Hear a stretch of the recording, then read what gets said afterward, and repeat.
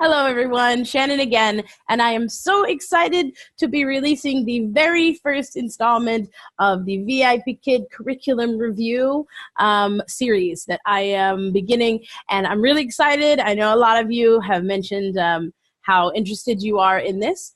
If you've seen the intro video to this series, you'll know that what this is essentially a unit by unit overview or review of the curriculum in VIPKid's curriculum. So with this video, I am beginning level 3. Specifically because level 2 is a little up and down, changing all the time. So I'm going to start with level 3, unit 1. Is going in this specific video. So I hope you enjoy. The video may be a little bit long, but I want to cover all of the things I can think of that can help you if you've never taught this unit before to be prepared and ready to teach any of our students, brand new or repeat kids in any specific lesson within that level, within that unit. So where to begin? Now, one of the things that's good to remember is that this is obviously level 3, unit 1. So they're just coming off of the last level, level 2, unit 12.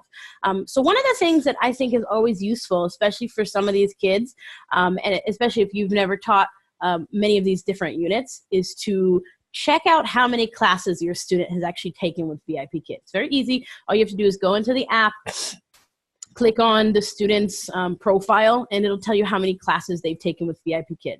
Now, the reason I mention this is because sometimes this will give you a little bit of an idea of where they've been and how much they've actually done.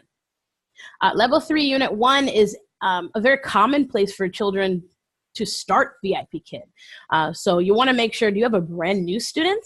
And that's going to be a very big difference between a brand new student who's just starting VIPKid and they're in level 3, unit 1, and then a student who's maybe done 50 or 60 classes and did maybe half or a quarter or so of level 2. So you definitely want to figure that out right off the bat. That will give you a little bit better idea of where they've come from. One of the interesting things is now with the interactive level 2, those last few units in level 2 are quite difficult. In some ways, you could definitely consider them even more difficult than level 3, unit 1. So students usually are pretty prepared for this unit if they've gone through a small portion of level 2. A brand new student, you never know whether they belong in this unit or realistically belong in level 2. So that gives you a good idea of saying, okay, where are they at? Where are they coming from? Especially if you don't get any information specifically from any other team.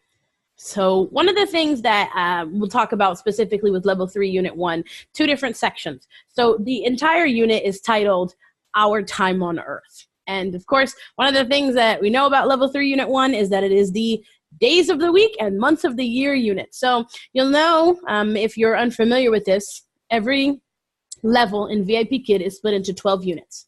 And then each unit is split into 12 classes. Those classes, those 12 classes in the unit are also split into 2 halves. So if you've ever seen the coding for a class, they'll say MC, major course, L3, level 3, then it'll say U1, unit 1, followed by an LC1 or LC2. That means learning cycle. So every unit is split into 2 halves. Classes 1 through 6 is learning cycle 1, and classes 7 through 12 is learning cycle 2. Usually they'll be on the same topic for the most part, just different concepts or different approaches to that topic. So for example, LC1, the first half of this unit is all about learning the days of the week. The second half of the unit is learning the months of the year. So it just gives you kind of a good idea to know what they're learning in which specific part. So if you find yourself in the second half, you can assume that they've spent 5 classes and taken a test on knowing the days of the week. It's a good thing to remember. A couple other things that are good to know, just for your information. Some of the sight words that come out in level 3, unit 1 are do, did, have, am, and what. So those are the 5 sight words that are going to be introduced to your students. So if they're already familiar with the VIPKid systems, sight words are pretty common. We've been doing it every single unit. All the classes get some kind of introduction to sight words. But here's something interesting. If you haven't taken a look at it, definitely make sure to take a look at my video about how to help level 3 students succeed in the past tense, because this is one of the first introductions to any past tense verbs. We have did. in this one. And it is pretty early for most of the students to understand what I do with those past tense and talking about yesterday words, but it is a wonderful place to start. They did, if your student has been through the upper parts of level 2, level 2 unit 11 did introduce the past tense. Kind of difficult for them, but it'll be a nice place here in unit 1 for you to kind of show them what did means, especially because did and do are together. You can show them, I do my homework today. You know, I do my homework. Today is Friday. I do my homework. Yesterday, Thursday, yesterday. Today is actually Saturday, but yesterday I did, right? So we can kind of visualize that and show them, help them to understand. And that's a great starting point to get them comfortable for something that will come many, many months later. So those are good things to remember. One other thing that's funny to remember, I don't know why they do this, but this is actually the introduction to long vowels. Level 3 unit 1 is the first unit that introduces CVCE words. So, you know, words like came and mate, you know, things like that. So it's interesting. Units 1, 2, 3, 4, and 5 all introduce in logical order the long vowels, A, E, I, O, U. So you're going to start with unit 1 is going to have long A. Which is odd because we start to introduce long A and the concept of long A. They've already been introduced to all the CVC concepts in level 2, but we teach them long A, and then all of a sudden have comes out of nowhere and breaks the rule. So definitely be prepared that many of your students will hit that sight word and automatically say have if they're not familiar with have. If they are not familiar with that word as just a sight word they've already seen before, that would be something that you'll have to remember and help them to understand that it is irregular. And they won't be able to understand the word irregular. So I usually go for not the same. They're usually familiar with same as taught in level 2. So something very simplistic at that point would be very good for students of that level. Some of the other things to remember, this is a great unit to have time-related props. So, you know, clocks, calendars. Calendar is really, really useful because obviously you're going to be talking about weeks. You're going to be talking about months. So if you can add a little bit extra in there, you know, the nice thing I like about calendars and clocks is that they're universal. So your student can understand what you're talking about. It's something that's related to them. They already know in Chinese the days and the months. We just have to make sure that they understand how it translates to English. Now, here's something that you're going to also find that can sometimes be an oddity. In the VIPKid curriculum, we teach that Sunday is the first day of the week. So it will say Sunday is the first day of the week is Sunday, Monday is the second day of the week, Tuesday is the third day of the week, etc. But some of the students get a little confused because in some other place they're being taught that Monday is the first day of the week. And in other units, you will actually end up seeing charts that have Sunday on the end. So there is some disconnect with that, but just realize that Sunday is the first day of the week, and that's something that you'll end up having to teach them. And something that might give you a little pushback, but maybe not too much, because it's probably a pretty new concept to them. But that's why I like the calendar. It's very visual, so we can kind of help them understand what are these days, how do we understand them. One of the things that is important to remember with this unit, and I think this goes, this is something that, especially if it's a student you've never met before or you've never taught, it's like the first class you're teaching them in that unit, you're going to have to think about multiple different options. So one thing that often happens is the students get into the first part of this unit and they already know all of the days of the week. Some of them even will come and know all of the months of the year. That's a little bit more rare, but the days of the week, most of them will have it down pat. So what you have to realize is that the way that the first half of the unit is built is very explanatory in helping a student to memorize and learn the days of the week and spelling and all that from zero. So you've got all of these slides. A lot of slides in your unit are going to be very simplistic. Like it starts right off by just having a calendar, like a picture of the week, and it says, today is Monday. And at the top it says, what day is today? Today is Monday. That's the whole slide. And then you go to the next. What day is today? Today is Tuesday. What day is today? Today is Wednesday. And this unit follows that very simplistic pattern, which would work really well with a child who had zero idea about the days of the week, zero idea about the months of the year. But it's good to remember this because if you find that your student already knows the days of the week, this is when you've got to kick it up into overdrive because the unit all of a sudden becomes extraordinarily simple. You will have to think of a lot of extensions in order to create a lesson that doesn't take 10 minutes to go through, because a lot of it can be very simplistic. Now, the grammar that pops up when you start to teach long vowels, some of them will already know it. You're just going to have to keep that in mind. So when you're prepping, it's really important to prep for both kinds of students. Prep for the student who is coming with zero knowledge of the days of the week, and you're going to have to, think about the spelling and phonetics and think about, how to help them remember these tools for remembering these different days of the week. You're also going to need to think about the student who knows all 7 days of the week and can read all of them.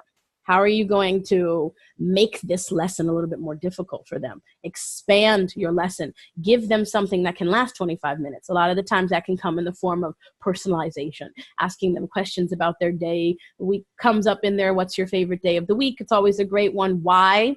Why is that your favorite day? What do you like to do? What do you do on these days? When do you go to school? There's a lot of other things that we can do to make it more interesting. If we find ourselves in a situation where a student is it's just overwhelmingly too easy. And that is what you're going to find a lot in the first learning cycle. The second learning cycle often becomes a little bit easier for those students, for us as the teacher, because the months of the year, there are twice as many almost, and they're also learning spelling and things like that. We can also talk about birthdays and things, etc. What month is it now? It gets a lot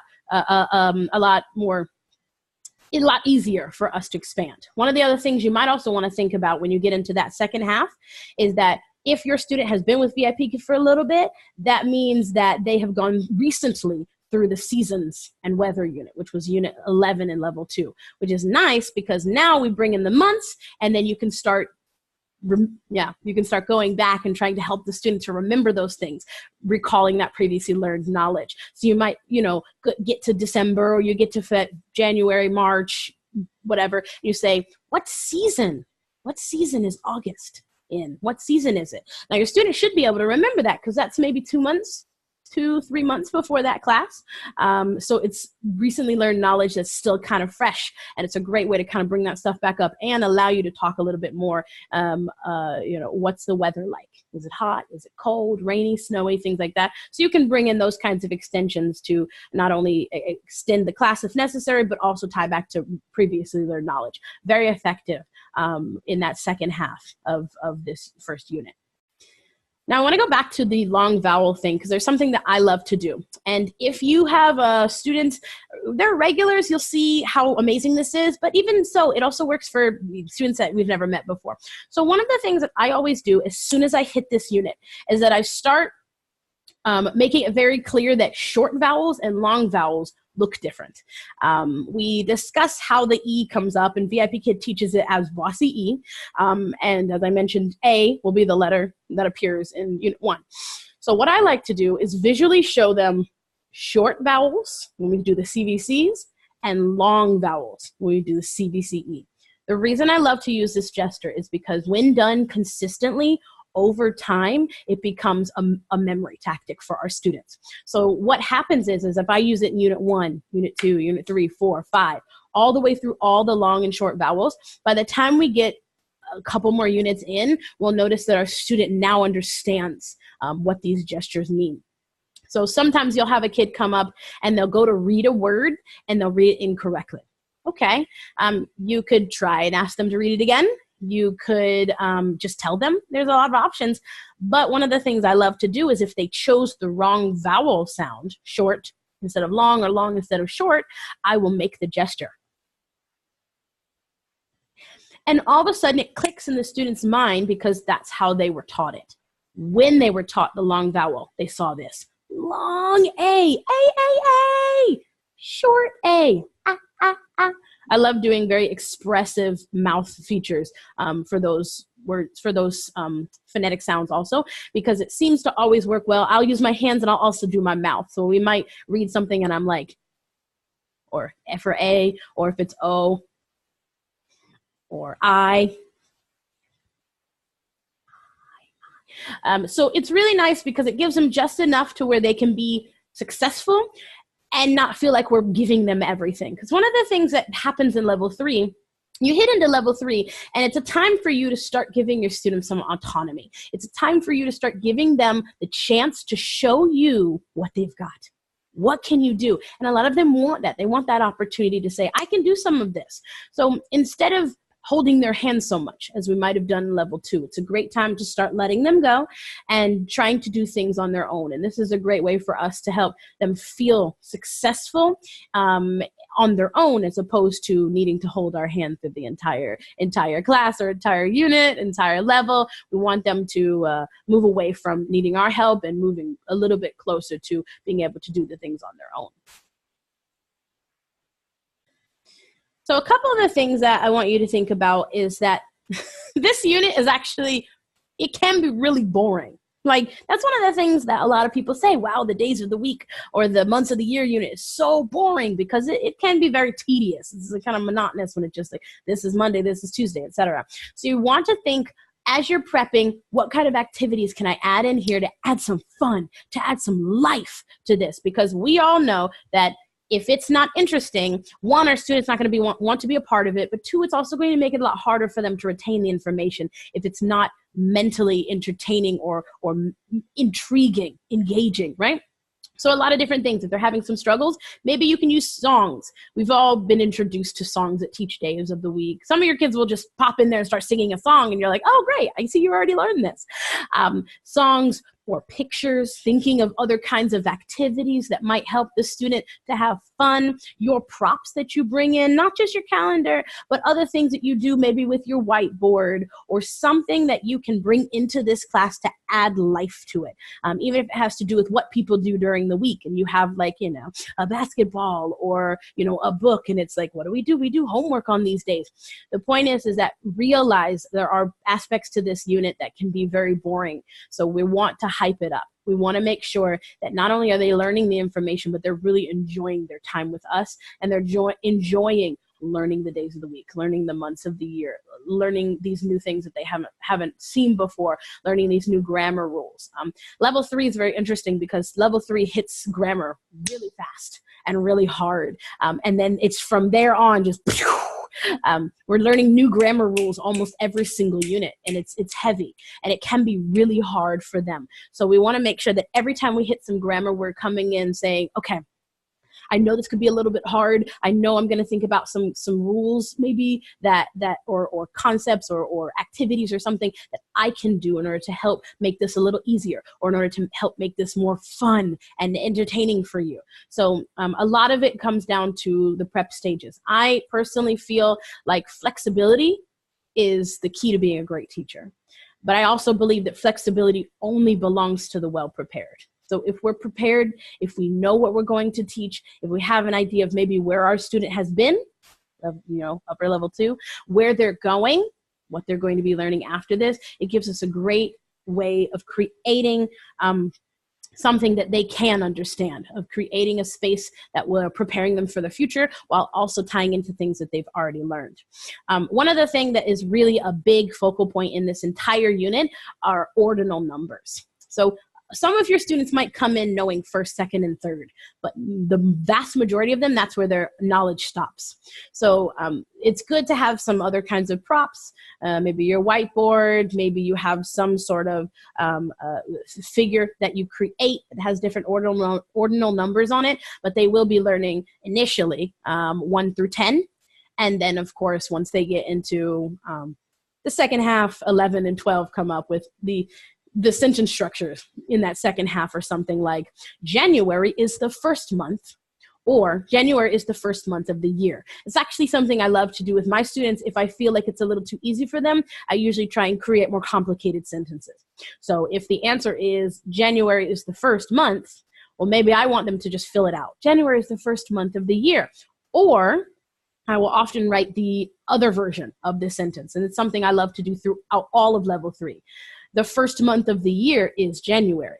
January is the first month of the year. This is a great place where you can start to introduce to your students, because their level is high enough. You can start introducing multiple ways to say the same sentence. It's something that I use as an extension for all of my level 3 kids, getting them comfortable with understanding how English, how you can say the same exact thing in multiple different ways, and really that will help them to grow to fluency. The concepts of after and before are also introduced in this unit. Before is introduced in Unit 12 it's a sight word in Unit 12, so it's not detailed. It just kind of appears and then in a sentence and it moves on. So they really don't know a lot about it. So we're thoroughly introducing after and before in this unit. Some of your students click onto that pretty fast, but one of the things I do want you to notice is that, and we've seen this, sometimes the arrows change direction. So what you're going to see is like a calendar, like the days of the week, and it will ask you what day is before Thursday. And most of the time, the arrows point toward that other day. So if it's before, they're going to point to the left. If it's after, they're going to point to the right. But that flips sometimes. So sometimes the arrows are not reliable. I have seen in a few different units where after is pointing right and then after is pointing left. And even teachers are a little bit confused about which one they would prefer. I personally always point in the direction of time. So if I'm talking about before, I'm always pointing to the left. I'm always drawing arrows. So usually I go before, left, left, left, and then drawing arrows to show like Thursday to Wednesday, Wednesday to Tuesday, Tuesday to Monday. That's something that can be really useful. Now, if your students are ahead of the game, start asking them things just to test them. You've got Sunday, Monday, Tuesday, Wednesday, Thursday, Friday, Saturday, and it's before. Ask them what day comes before Sunday. They're going to have to think that this is Saturday, or what day comes after Saturday. They're going to have to think this way. So those are great things to be able to kind of throw in there to see if they're paying attention, get them thinking about something more complex than just moving one dot over. And always check for those students to see if they can really remember the days of the week. Some of them can just read, but can't remember the days in order. That's one of the things that happens in the day section, the first learning cycle, but also in the second learning cycle. They can read the months.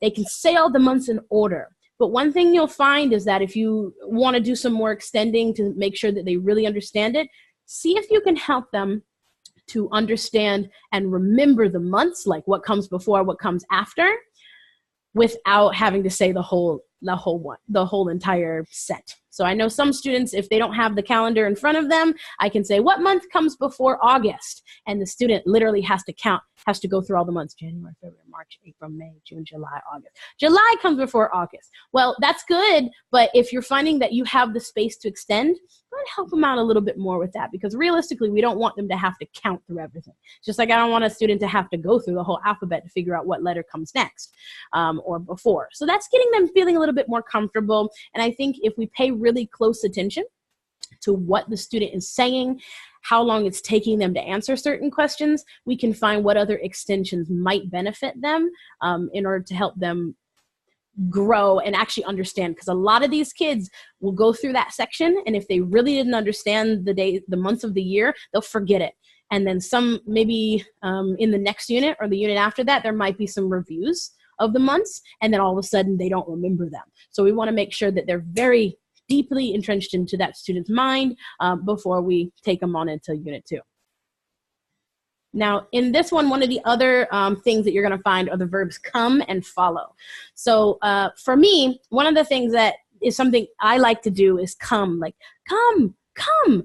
Additionally, one of the things you might like to know is in China, this is come. So like if you were to do this to a student, it might not be something they actually understand. Like an American child would understand this, but you could also use this if you're finding some issues with understanding. This in China would be considered the same thing as come toward me. So sometimes using things like I'll have a student come, or I'll have them say it, and then I'll move close to the camera, and then I want them to move close to the camera so they get an idea of what coming to someone means. For me, you might find something better for follow, but one of the things that I've always done with follow is I would use something, either a figurine, and I would say follow, follow, follow. So my fingers would kind of follow this figure. Sometimes I would use like two fingers, like follow, teacher, teacher, follow the teacher, because that's the sentences structures in that section say like they follow the teacher, or the babies follow the mom, something to that effect. So just kind of getting those things across. I've always found that the physical side of it is really, really useful, because sometimes the verbal explanations just aren't enough. Right? They're just not enough for the student to understand. So that's something good to keep in mind. And one of the last things that I want to talk about are capitalization. So that is one of the other things that this unit talks a lot about. It will talk about what things are capitalized. So you're going to get, obviously first days of the week, months of the year, names, places, and first word in a sentence. So just keep that in mind, that some of those might be a little hard for them. Names, I usually always say, like, I'll write their name, whatever their name is, I'll write it with a small letter, and I say, is this good? Is this right? And then they'll yell and say no, and then we'll write with a big letter. I might write my name with a small letter. Is this good? I might type it in the chat box if I want to. Same thing, China, America, things that they're very familiar with, because they know China and America from Unit 12. They've gone through the system. Unit 12 is in level 2 is all about America and China. So it's a good unit for us to come, so we can refer to that sort of stuff. The only one that gets a little odd, like first words of the sentence, I think that they already kind of know that. So you just kind of feel them out. It's a couple of units where you'll see that. So just remember that usually the units follow a pretty standard pattern. You're going to get new information on, Unit 1. It's like vocabulary words and things. Class number 1, number 3, and number 5 is kind of a new and review. 2 and 4 are always math-based units. So you'll notice that every time you get to, math-based classes, so every time you get to class 2 or class 4, correlating also to class 8 or class 10, you're going to see math things. You probably already noticed that. Additionally, there are always those math ones. They start off with something numerical. So that's where you'll notice in the first, you'll see your ordinal numbers come up pretty early in the math section. So that's good to remember, and keep in mind classes 1 and 5 give you that first bit of information. All that will be tested in class 6. Then 7 through 11 will give you the second set of information. All of that will be tested in class 12, and class 12 will always contain your unit assessment. Your student will review the unit assessment choices on class number 5, number 6, and number 11 in order to present it on class number 12. So that's good to remember. I might do a video that has to do with unit assessments and things like that, because it's good to remember to know that sort of stuff. But that is all the information that I have for you about level 3 unit 1. I hope that if you've never taught that unit, you feel pretty comfortable with it now. I'm gonna after this start compiling all the information I need for Unit 2, which I have quite a few students in right now, oddly enough. But remember, this unit can be a little difficult to get pumped in, but there's so many options for us. And remember, if you're not excited, if you don't look excited, the student's not going to be able to be excited either. So find something that gets you pumped, because that's the thing. If we can come in there thinking that we want a student to leave loving English more than they did when they came, that is success. And those kinds of children want to come back. They want to be in our space because we have something to offer. We have this infectious desire to teach English. So that's something that's really, really useful. And I hope that you guys can find that. And I hope you continue to be amazing teachers and give our students everything that they need. So thank you for watching. Please like the video, subscribe if you haven't already. Leave a comment to tell me what you thought of the video. Please tell me if you enjoyed it, if it was useful, anything, since this is the first one. So I want to take all of your feedback and use it on the next videos and next units. So thank you so much for watching, and I hope it's beneficial. Tell me anything that you want to in the comments, and I hope you have a wonderful rest of the day. We'll see you in the next video. Bye, guys.